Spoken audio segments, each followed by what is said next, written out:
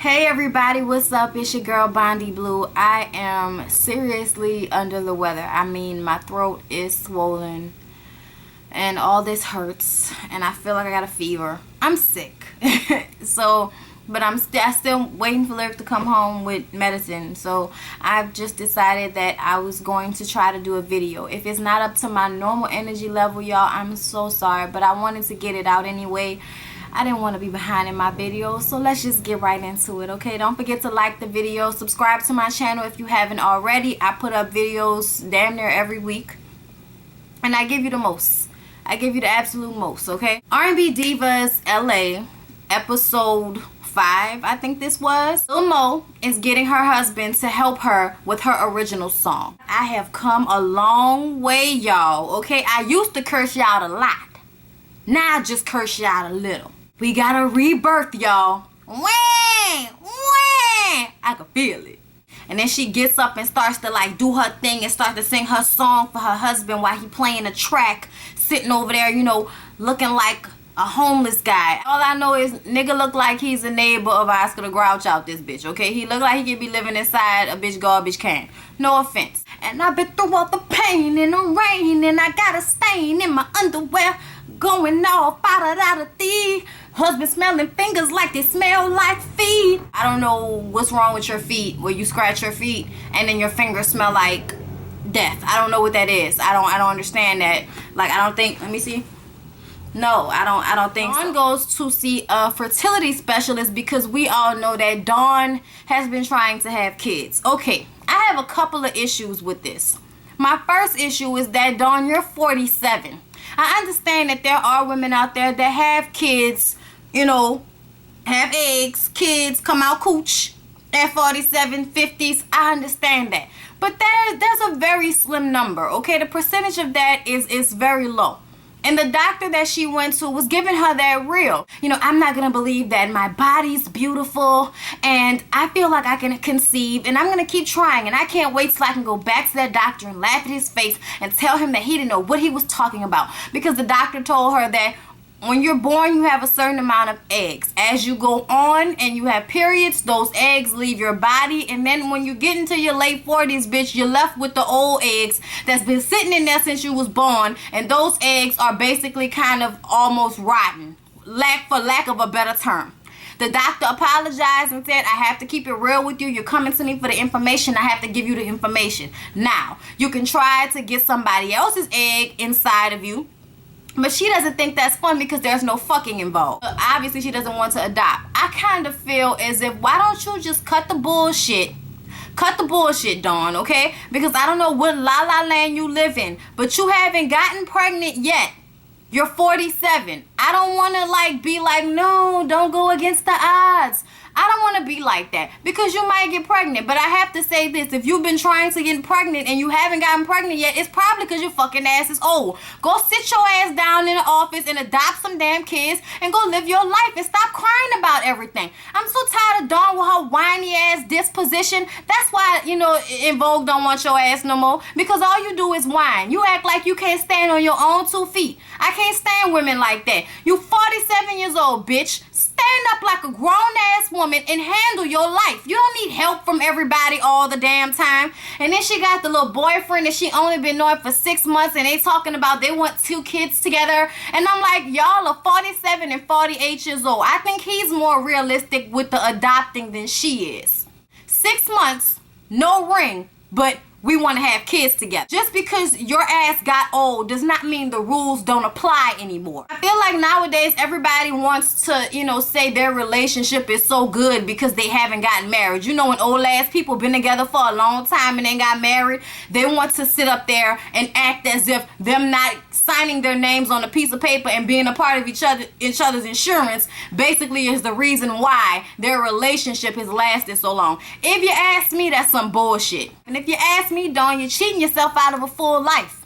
I know that you feel as if, you know, no, my eggs can't be rotten. But bitch, you're 47, they probably are. I'm done talking to you about this. The ladies go to meet with Fred. So this is everybody except Miss Chalet. They go to another rehearsal where they do absolutely nothing.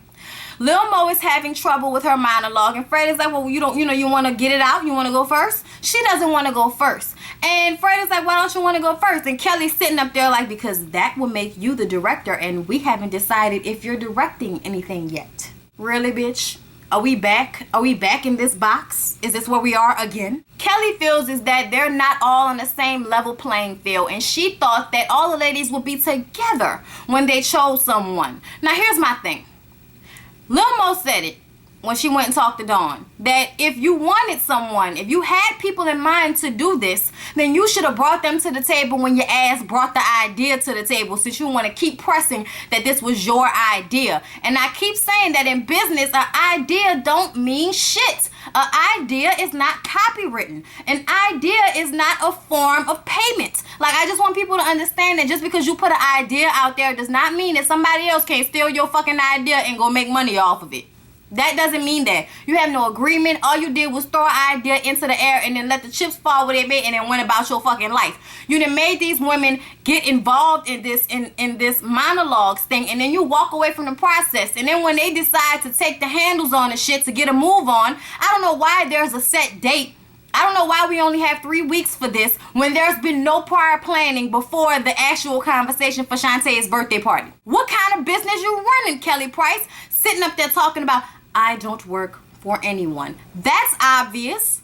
But I want to tell you that you was sure the fuck working for Mariah Carey for Charm Bracelet and E=MC squared. Whatever the fuck that the name. I'm just saying, because Kelly Price was a solo artist 97, 98, 99, and y'all, I want y'all to know, you should have told me. I can't even sing that well right now, y'all, but I just want y'all to know that was my bitch. So she really hurt my feelings with her attitude and the way she's handling things.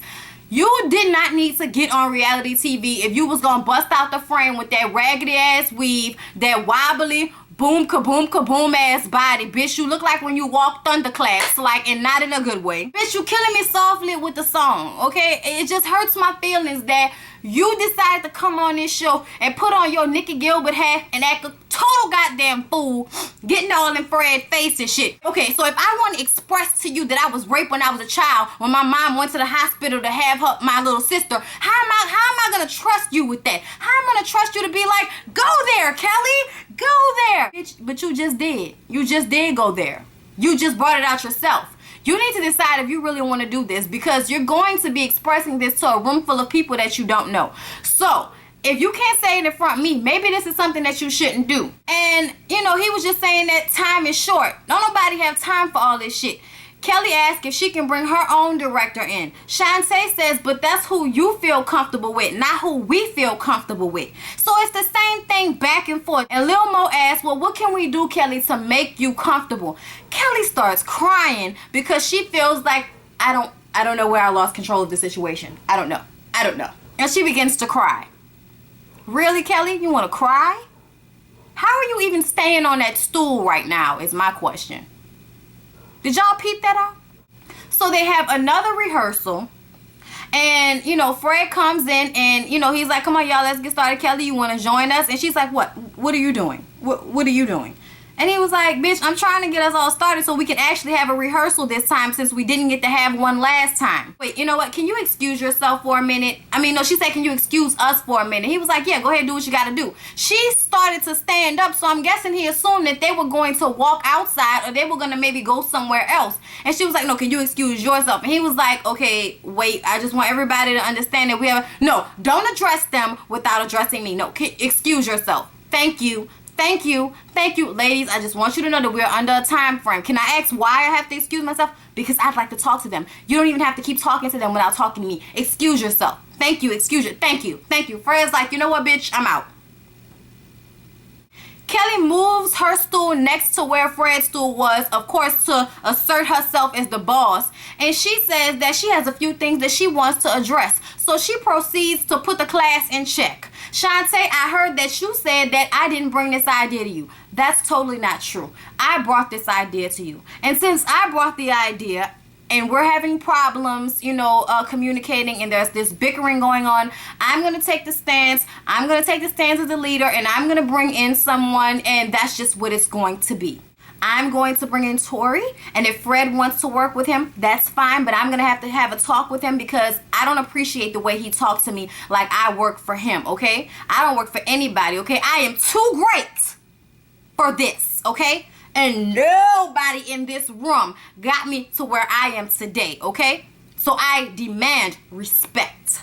You have to give respect in order to receive it. Nobody is going to give your big ass respect just because you get all up in a grown ass man face demanding it. Nobody's going to do that. Because in a real world, a real man would have punched you in your fat ass gut and left it at that and been like, fuck you and this cheap ass monologue shit that you trying to put out. And walk the fuck out. Because that's what I would have done if I was Fred. I'd have dropped that hoe and walked the fuck out the room. You gonna get all in my face like you gonna brace up to me like you a man. See what I'm talking about when I tell you? She didn't learn either that you don't get in no man's face and brace up to no man like you gonna do something. Because when he knock your fucking ass out, the first thing you gonna be doing is calling 911. A man beat me up. Shantae says, well, let me address the first thing that you said. That about the idea, okay? No. That's not. I was saying that in rebuttal to what you said. You were saying that you didn't have to be here. It didn't have to happen. And I said that it was going to happen. I'm not moving backwards. And if it has to be a one-woman show, then that's what it's going to be. So you can do it by yourself? Well, then you let me know where I can buy a ticket since you can do it by yourself. What? Look, I'm just trying to move this project forward. Are you really? What do you mean? Of course I am. Well, I just asked you a question. Yes, I'm trying to move this forward. What are you talking about? If you weren't talking behind people's backs, what? No. Anything I say behind your back, I can say to your face. Well, then express how you feel. Well, what do you want me to say, Kelly? You were very disrespectful. You came in here acting crazy. You jumped in that man's face. You were being very disrespectful. So why don't you ask me why I did that? Why, Kelly? Why? Because it was a dramatic moment. And you were talking about it, right? We're talking about it right now, so obviously it worked. Ooh, that's exciting. It was disrespectful. Who's being combative now? It's still you. I'm not being combative, but I'm not gonna let you punk me either. Or let you accuse me of being two-faced. And that's where that conversation left, okay? Lil Mo and Philip leave church to go and talk to Fred. And you know, Mo's whole thing is, why did Fred leave? Why didn't he stand his ground? Why didn't he stay there? And Fred is like, because y'all had to discuss that. I can't be the boss if nobody's, actually putting me in a position to be the director. And I understand where he was coming from, because he could have handled that situation a total other way, but he just left. And I felt like that's what he should have done. It's not about being punk when a man is standing right there, because at the end of the day, he's a man and you're a woman. So ain't no punking involved. What it really is that if you haven't decided what y'all want to do, how am I going to come in and direct something when y'all don't even know what y'all want to do? Lil Mo says that she's down for him, okay? She is down for him. But, at the end of the day, she got a husband, 4 children. Her monologue is her story, and it's about Mo and getting Mo together, okay? That's what it's about at the end of the day. And they, Fred asked Philip about him coming in to help as a musical director, since Fred has no musical background. And then they start talking about the fact that there are 7 songs, and I don't know, I'm guessing that they're original songs. So excuse me for what I said in the last few reviews about, because it seemed like they were just going to be singing, music from their own personal libraries of music. But it seems as though they're going to be creating some new music. So yes, you will want to bring a musical director in. Not everybody is a Robert Townsend, hey Unc, or Tyler Perry that's going to be able to write the music, compose the music for whatever movies that they're in. Y'all remember 5 Heartbeats? My shit. Anyway. So, bottom line, Philip feels as if 3 weeks is not a lot of time to get 7 songs together. And Lil Mo just feels like, can we rehearse? Please. Damn. Kelly is at her house having a jam session. And can I just say that, Kelly, what the fuck going on with your house? Like, what's going on with your house? There's a big piano on the ground. I don't know. And then, all your plaques are on the wall so you can look at them and, make yourself feel important. And I understand that. I just thought people had offices where they kept all of their plaques and shit like that. Or a studio. I didn't think they just kept them all in their living room on the walls and shit like they family members or something like that. But we get it. You think you the shit. Go ahead and ride that wave before your big ass fall off it. Go ahead and do that. She just then sits down to call Tori and ask him to direct the monologues. And I don't know what the time frame is considering the editing, but if the time frame is going, in order, okay, if it's going in order, if they're editing together things as they have happened, then she waited until the very last minute after arguing and grandstanding for Tori's big ass to come in and do the directing. She has just now finally called him to ask him after all of these arguments. Really, Kelly? Oh, really, bitch? Did you?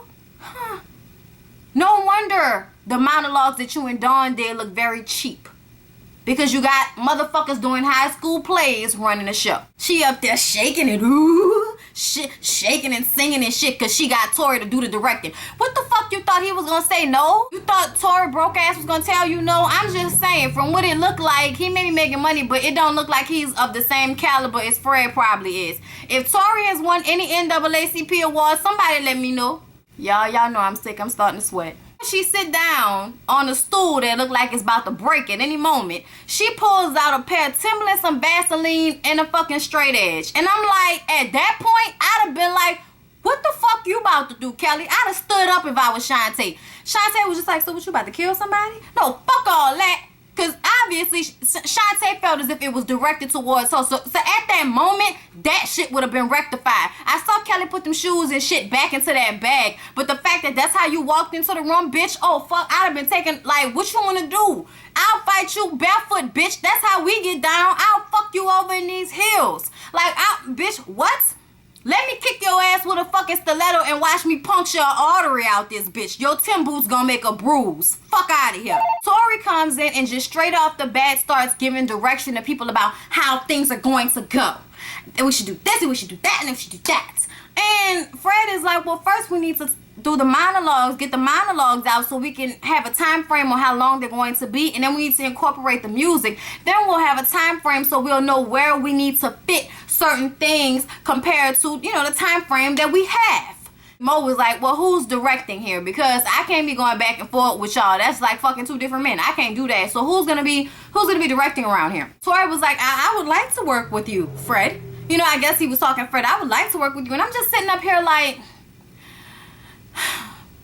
this is just so wrong. The person that has the better credentials, that has the most experience, should get to get the job. I hate the way Kelly keeps talking about the people that she's bringing. You brought in one fucking dude. This shit is getting so aggravating. Like, I really, I can't wait to see them break off and decide to do their own things, because Kelly is blowing me to the wind right now. So my final synopsis for everybody is that Michelle, y'all, I can't wait to see Michelle next episode. She's so, for her to have that voice and be so ghetto is just so funny to me, like, for real. Hilarity in its own, because I just finished watching a little preview to the next episode and she's just too funny. So it's going, so basically, Michelle, bring your ass around. Claudette, bitch, how you living in that nice ass house and you was supposed to be homeless a little bit, about 5 minutes ago? How does that happen? Do R&B Divas pay that well? Oh, all right. Okay, cool, TV One. I need to get a job over there. Kelly Price, you need to humble yourself, get your fucking life, stop using Whitney Houston, as some type of, testament to your, to your life or something like that. I was the last person she came to my, I was the last she sung in my open mic night and da-da-da-da-da. And I'm like, man, first of all, Whitney Houston was probably too doped up to even realize how much of a bitch you are, Kelly. And even if she did realize how much of a bitch she was her and you were you, and at the end of the day, it doesn't matter. I looked you up. And you may have won Grammys for the things that you've written for other people, but you've won no Grammys for the music that you put out alone on your own. The only person that it looks like has won Grammys sitting around here is Dawn. And I kind of feel like the only reason Dawn did that is because she was in cahoots with 3 other bitches. I feel like Dawn needs to, like, I don't know, like, screws are missing there. I don't know what's going on, but screws are missing. It's not all there. Lil Mo, Shantae, Michelle, Claudette, y'all need to go do y'all own thing. Dawn, you gonna be a little hush puppy bitch, so you gonna run behind Kelly's big ass, and I don't know why you gonna run behind her, because she gonna be breaking the fucking concrete, walking in front of you, bitch. You gonna end up, 6 feet under fucking around with her. That's how I feel about the episode. I'm gonna go lay down now because I've just overexerted myself. And I'll see y'all in my next video. Hopefully I'll be able to get LA hair out tomorrow, considering how my throat feels. Because right now, after all this talking, it fucking hurts. Peace out.